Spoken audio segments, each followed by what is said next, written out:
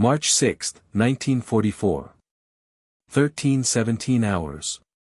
Luftwaffe Operations Center, Dobritz, just west of Berlin. The plotting board trembled as another set of markers was placed by shaking hands. Major Klaus Becker of Luftgruppenführer 3 stared at the tactical display, his face draining of color as he witnessed something that would shatter his understanding of air warfare forever. Gott im Himmel, the entire American Air Force. They're not raiding targets. They're hunting us. Through the radio reports crackling in from every fighter station across northern Germany, he heard the same words repeated in growing panic: hundreds of American fighters, ranging freely, attacking anything that flew. Not bomber escorts forced to stay with their formations, pure fighter sweeps, prowling the skies like wolves, outnumbering the Luftwaffe's defenders 3-1. Until March 6, 1944, the Luftwaffe had maintained the illusion that they could still defend the Reich. But now the Americans were demonstrating a level of fighter superiority that made every German tactical victory seem like a distant, meaningless memory. German pilots who scrambled to intercept watched from their cockpits as the sky filled with American fighters. Not the expected bomber formation surrounded by close escort, but an armada of hunters, over 900 P-51 Mustangs, P-47 Thunderbolts, and P-38 Lightnings, ranging hundreds of miles from their bases, carrying enough fuel to patrol German skies for hours. The mathematics of annihilation were being written not in bombs dropped or factories destroyed, but in the simple, overwhelming demonstration of American fighter superiority that would transform experienced Luftwaffe pilots into witnesses to their own Air Force's death. The gathering storm. The campaign had begun with supreme German confidence just months earlier. In August 1943, when the Americans attempted their first major raid on Schweinfurt and Regensburg without fighter escort, the Luftwaffe had achieved exactly what its defenders had promised: devastating losses that brought American daylight bombing to the edge of failure. On August 17, 1943, lacking long-range fighter escort, the Americans lost 60 bombers out of 376 dispatched, a catastrophic 16% loss rate. We proved daylight strategic bombing was impossible without fighter protection that didn't exist. Oberstleutnant Gunther Lutzow, inspector of day fighters, had been certain this validated every principle of German fighter defense. The Americans were brave but naive. Their unescorted bombers were death traps. Their short-range fighters couldn't protect the formations deep into Germany. The Reich was safe. The October 14 second Schweinfurt raid seemed to confirm this assessment: 77 bombers lost out of 291, over 26% casualties. The Americans suspended deep penetration raids for months. German fighter pilots celebrated what appeared to be decisive victory. Major Klaus Becker, commanding staff officer for fighter operations in defense of the Reich, recorded in his diary, "The Americans have learned what we knew all along: strategic bombing without fighter escort to the target is suicide. They cannot build a fighter with the range. The laws of aerodynamics and fuel capacity are on our side. The Reich's airspace is ours." But the Americans had drawn different conclusions from their losses. Rather than accepting the impossibility of deep escort, they had accelerated development of a solution the Germans thought impossible: long-range fighters capable of matching or exceeding the performance of interceptors while carrying enough fuel to escort bombers to any target in Europe. The gathering revolution. By late 1943, something new began appearing over German skies. The P-51 Mustang, fitted with British Rolls-Royce Merlin engines and drop tanks, demonstrated capabilities that defied German engineering assumptions. The P-51B Mustang with drop tanks could fly escort missions over 1,000 miles from base, deeper than Berlin, deeper than any target in the Reich. It could fight and win against the Luftwaffe's best interceptors. And the Americans were building them by the thousands. German intelligence officers frantically tried to assess the threat. Initial reports seemed impossible: an American fighter with better range than German bombers, performance matching or exceeding the Bf-109 and Fw-190, and being mass-produced. General Major Adolf Galland, General of Fighters, recognized the strategic threat immediately. If the Americans can escort their bombers with fighters all the way to any target, we face a crisis. Our defense strategy assumes we can attack bombers beyond fighter range. If that range no longer exists, we must fight through fighter screens that can outnumber us. The mathematics become impossible. But Hitler and Göring dismissed the concerns. German fighters were superior. German pilots were more experienced. American fighters, even if they reached German airspace, would be worn down by the superior Luftwaffe over their own territory. The confidence was so high that when American fighters began appearing regularly over Western Germany in January and February 1944, German commanders saw them as temporary intrusions, not a permanent shift in the balance of power. Why divert resources to defend against fighters when the real threat was bombers? The fighters would run out of fuel and ammunition. They would have mechanical problems. They couldn't sustain operations at that range and tempo. The Americans were overextending, and overextension invited disaster. The weather clears from January through early March 1944, weather had been Germany's greatest ally. Overcast conditions, clouds, rain, and snow grounded or limited American operations. The few large raids that occurred were costly for both sides but didn't fundamentally change the strategic picture. German fighter units used the respite to rebuild after months of attrition. New pilots received hasty training. Aircraft were repaired. Tactics were refined. The Luftwaffe in early March 1944 was still a formidable force, approximately 1,200 fighters assigned to defense of the Reich, experienced pilots leading formations, new aircraft and weapons being introduced. Inside the defensive system, morale remained surprisingly high despite mounting losses. The pilots knew they were fighting for their homeland survival. Every bomber shot down was factories saved, families protected, German cities spared. Hauptmann Hans-Joachim Kroschinski, Staffelkapitän in JG-1, expressed the common view: we are outnumbered, yes. Our fuel is limited, yes. But we fight over our own territory. Every American aircraft that falls is gone. Every German pilot who bails out can fight again tomorrow. We can sustain losses they cannot. The mathematics favor the defender.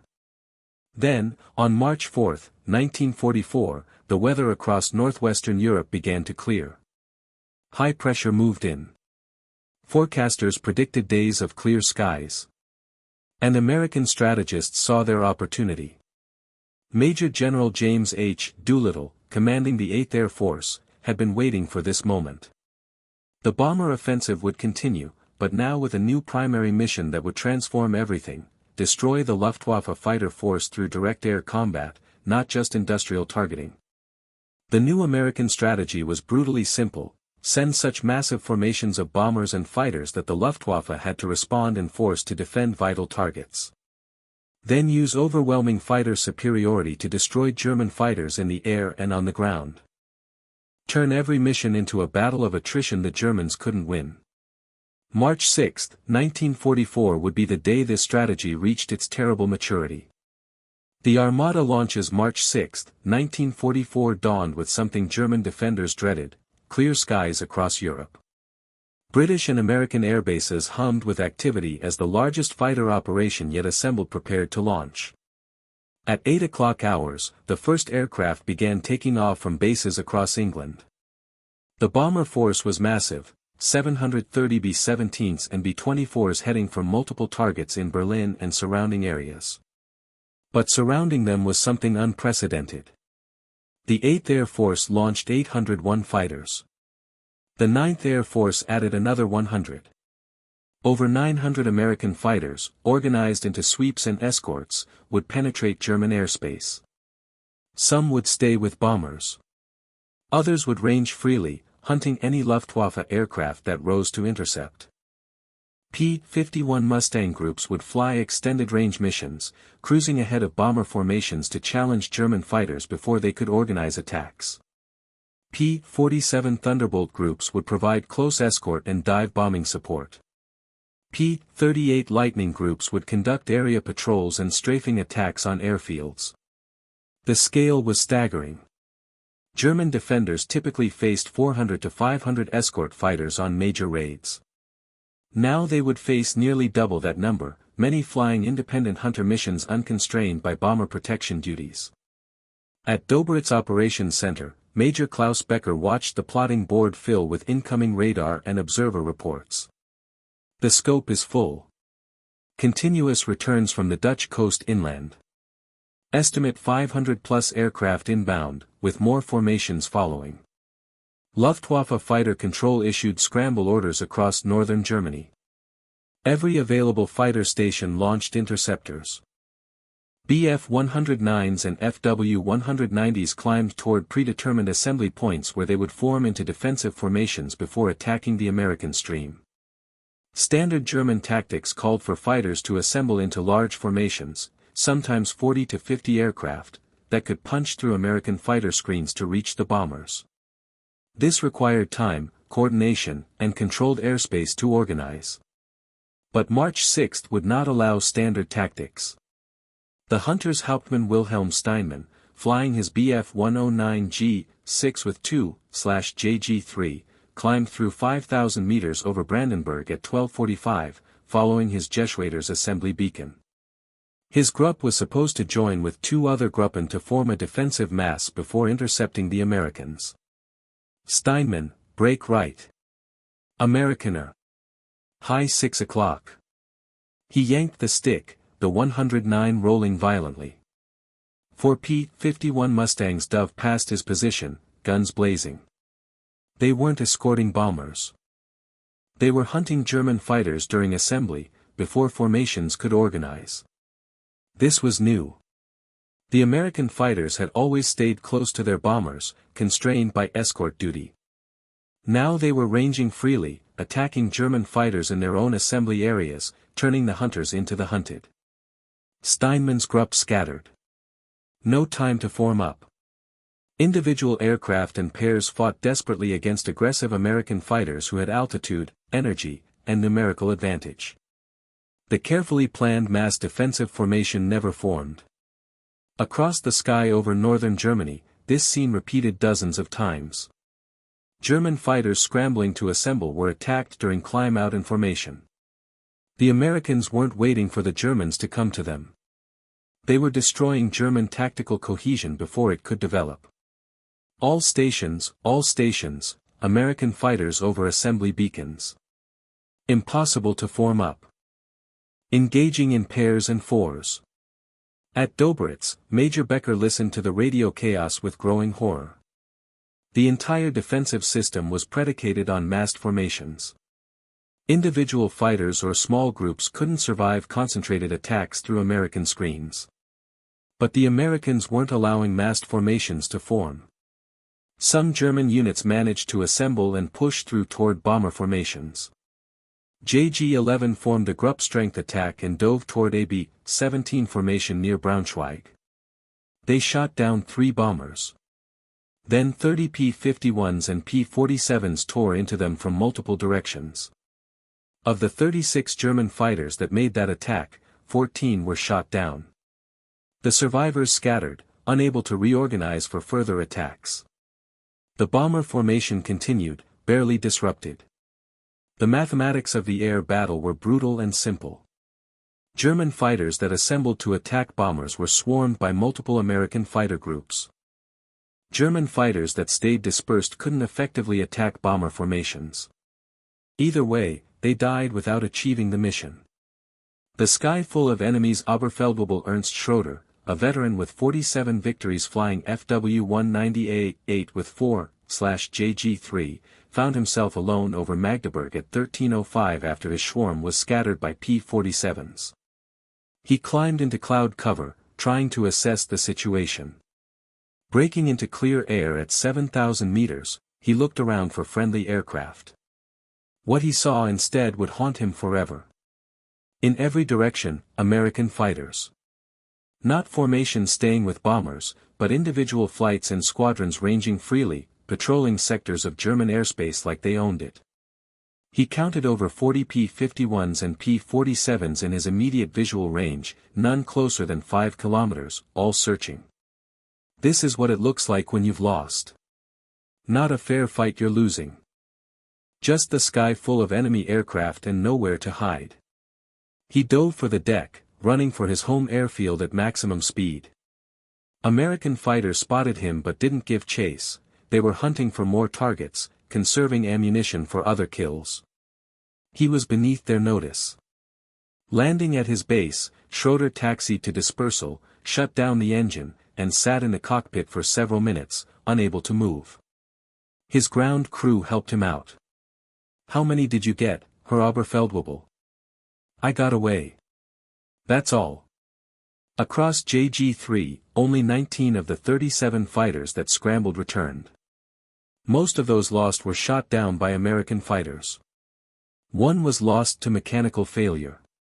Not a single American bomber fell to JG-3's attacks that day. Meanwhile, American fighters were doing more than just defeating German interceptors.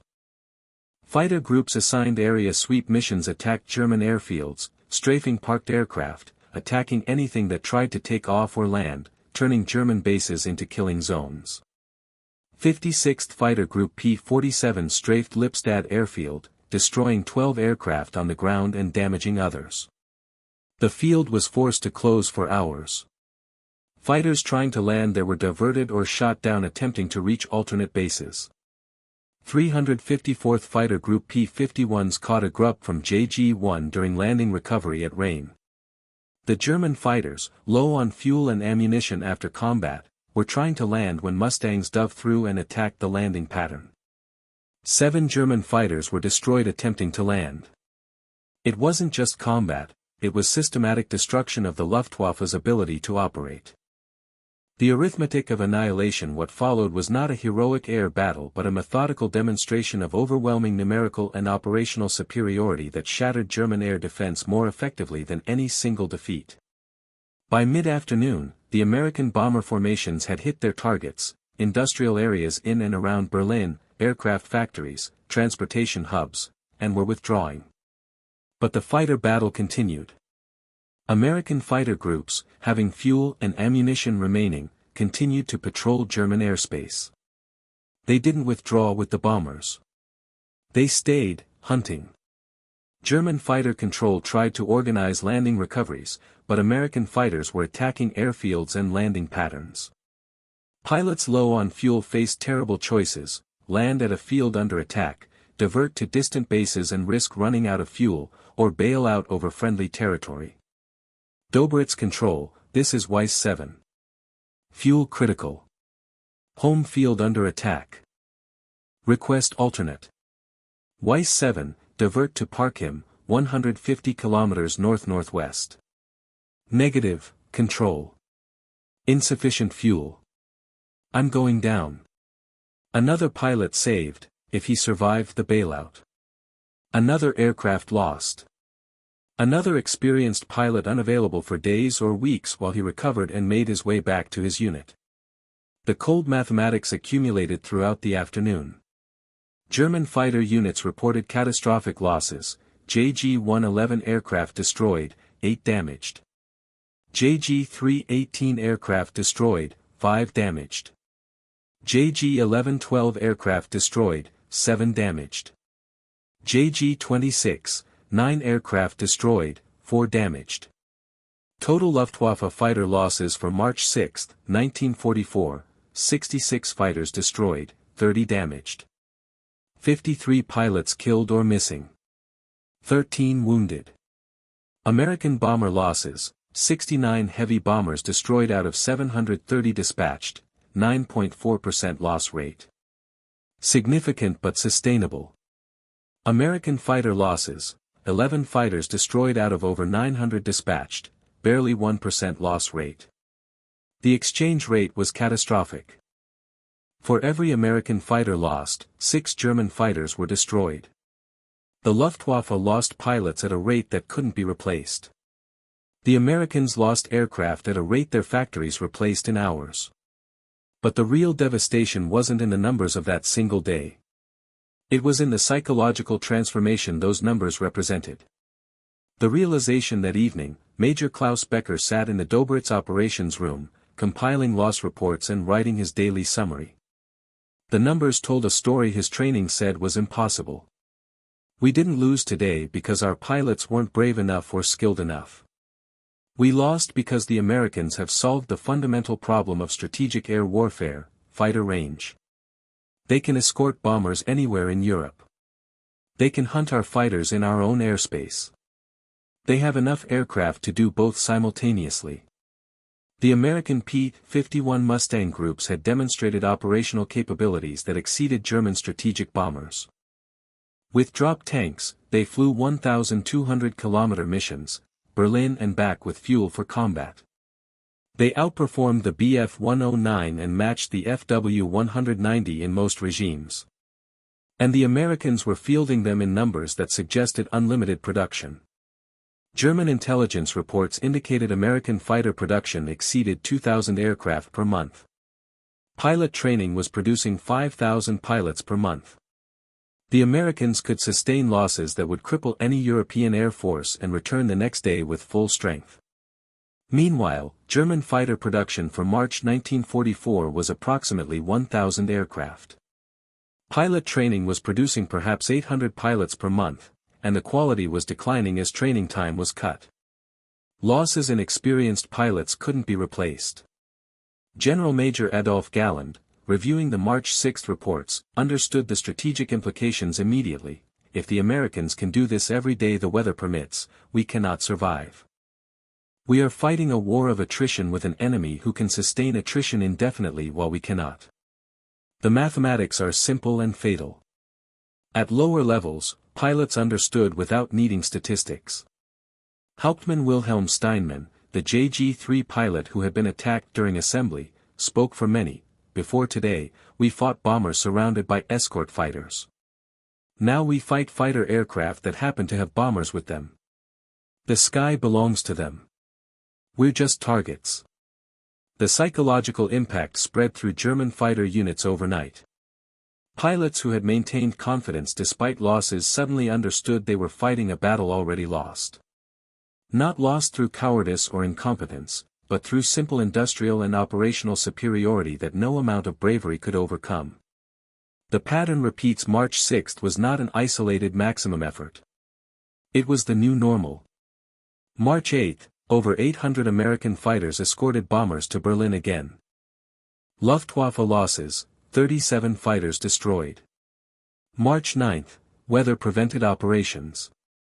March 15, 850 American fighters penetrated to Braunschweig and surrounding targets. Luftwaffe losses, 42 fighters destroyed. March 16, 900 American fighters escorted the heaviest raid yet on German aircraft industry. Luftwaffe losses, 51 fighters destroyed. The pattern was relentless. Every clear day brought another massive raid with overwhelming fighter escort and sweep operations. German fighter losses averaged 40 to 60 aircraft per major raid. Production could replace aircraft, but not experienced pilots.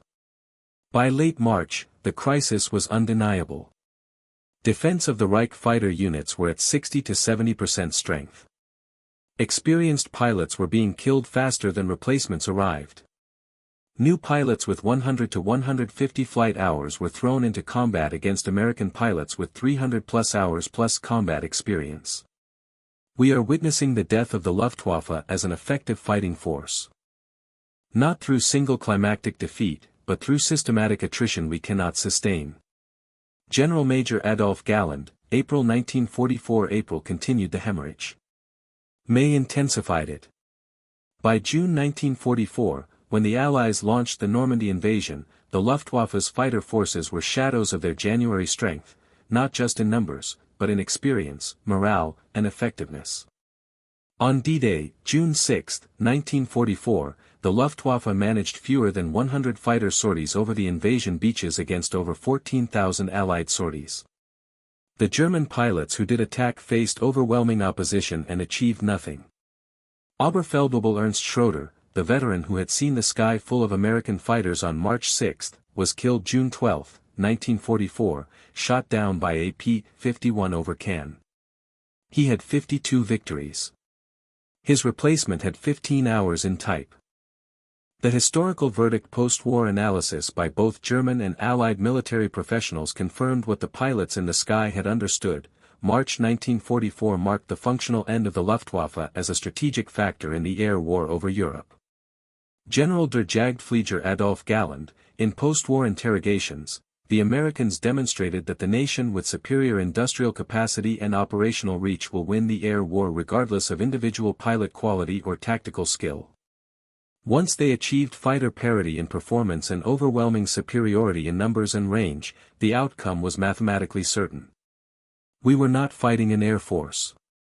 We were fighting an industrial empire. American analysis was more clinical but reached the same conclusion: the introduction of long-range escort fighters, particularly the P-51 Mustang in numbers, fundamentally altered the strategic bombing campaign. By March 1944, German fighter forces faced an impossible dilemma: allow bomber formations to attack unhindered, or accept attrition rates fighting through fighter screens that could not be sustained. The choice was defeat or defeat. The statistics from March through May 1944 tell the story with brutal clarity. American fighter sorties over Germany, over 60,000. American fighter losses, approximately 650 aircraft. American fighter victories claimed, over 2,000 German aircraft destroyed. German fighter sorties over Reich territory, approximately 50,000. German fighter losses, over 1,200 aircraft destroyed. German pilot losses, over 800 killed or captured. The exchange rate was unsustainable. More importantly, the operational reality was unsustainable. The Luftwaffe could not defend German airspace against an enemy who could appear anywhere, anytime, in overwhelming numbers with impunity. By summer 1944, American fighter groups treated German airspace as contested training areas, not enemy territory. They flew at will, attacked ground targets routinely, and engaged German fighters only when convenient. The final indignity came in the battle for air superiority. Throughout 1943, the struggle had been whether American bombers could survive German fighter defenses. By mid-1944, the question was whether German fighters could survive in their own airspace. The answer was clearly no. The human cost behind the statistics were human beings, primarily young men in their 20s, who paid the price for industrial and strategic realities beyond their control. Major Klaus Becker, the operations officer who watched the March 6 battle unfold, survived the war but never flew operationally again. His post-war assessment: we sent brave men to fight a battle we knew by March was unwinnable. Not because they weren't skilled or courageous, but because courage cannot overcome 900 enemy fighters when you can field 300. That knowledge haunts me more than the defeats. Hauptmann Wilhelm Steinmann, attacked during assembly on March 6, was killed April 8, 1944, shot down by P-47s over Hanover. He had 34 victories and was 23 years old. The American side paid its costs as well. 650 American fighter pilots killed, missing, or captured in those 3 months. Each one represented a family destroyed, potential unfulfilled, futures lost. But American losses were absorbed into an operational system that continued functioning. German losses crippled the defensive system itself. The cruelest aspect was perhaps the futility. By March 1944, Germany could not win the air war. The material disparity was too vast. But the fighting continued for 14 more months, consuming thousands of lives on both sides in battles whose outcomes were already determined. Young German pilots with minimal training were sent against experienced American pilots in superior aircraft with numerical advantage. The results were predictable and tragic. But the missions continued because stopping them meant acknowledging defeat, and Nazi ideology couldn't accept that reality. The ultimate lesson: the German pilots who watched over 900 American fighters fill the sky on March 6, 1944, witnessed not just the defeat of the Luftwaffe, but the future of warfare itself, a future where industrial capacity and operational logistics determined outcomes before tactics or courage could matter. They had seen the arithmetic of American industrial supremacy, and in those numbers was written the final chapter of the Third Reich's ability to defend its own airspace. The war would continue for 14 more months. Thousands more would die. But for those who witnessed the American fighter armada ranging freely over Germany in March 1944, it had ended on that clear morning when they realized the Luftwaffe would never regain control of the skies. The fighters over Germany didn't just escort bombers or shoot down interceptors. They shattered the last illusions of German air superiority and wrote in the sky the final truth: America's industrial capacity was vast, its operational reach unlimited, and its victory inevitable. The German pilots who witnessed that aerial armada knew with absolute certainty what their leaders would deny until Berlin fell: the Luftwaffe was dead. It would continue to exist on paper, aircraft would still fly, pilots would still fight and die. But as an effective strategic force capable of influencing the war's outcome, it had died in the skies over Germany when the Americans proved they could fill the sky with fighters anywhere, anytime, and sustain that effort indefinitely. The planes over Germany didn't just provide escort or achieve air superiority. They demonstrated the obsolescence of tactical excellence against industrial supremacy and wrote the final lesson of the Second World War's air campaign: the nation that controls the sky with overwhelming material advantage will prevail, regardless of enemy skill, courage, or desperation.